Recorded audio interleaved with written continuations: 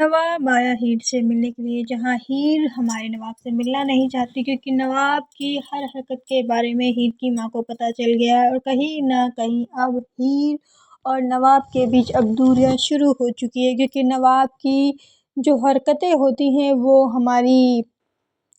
हीर की बहन यानी बता देती है और उसे बोलती भी है कि ये सब उसकी गलती है, जहाँ उसकी बहन की बात सुनकर हीर की माँ बहुत गुस्सा हो जाती है। उसे समझ में नहीं आता क्योंकि हीर पर इल्ज़ाम लगाया गया है कि उसका एक मैरिटल अफेयर है क्योंकि वो शादीशुदा है और उसका किसी और से अफेयर चल रहा है, जिसकी वजह से हमारी हीर बहुत रो रही होती है। लेकिन वो समझाने की कोशिश करती है अपनी माँ को कि मैंने कोई गलती नहीं की, वहीं मैंने किसी के साथ गलत किया है, मैंने नवाब के साथ कुछ गलत नहीं किया है। वहीं हमारी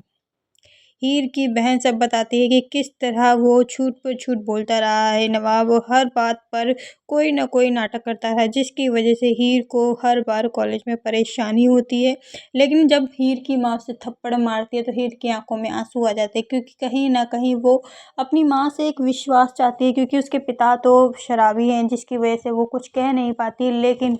नवाब की वजह से आज जो उसकी माँ ने उसे थप्पड़ मारा है, जिसकी वजह से वो बहुत दिल ही दिल में बहुत रो रही होती है और कुछ कह नहीं पाती। अब देखना ये होगा क्या नवाब भी इस चीज़ का पछतावा करेगा क्योंकि कहीं ना कहीं अब उसे जब नवाब से प्यार हो गया है, हीर को और हीर हीर को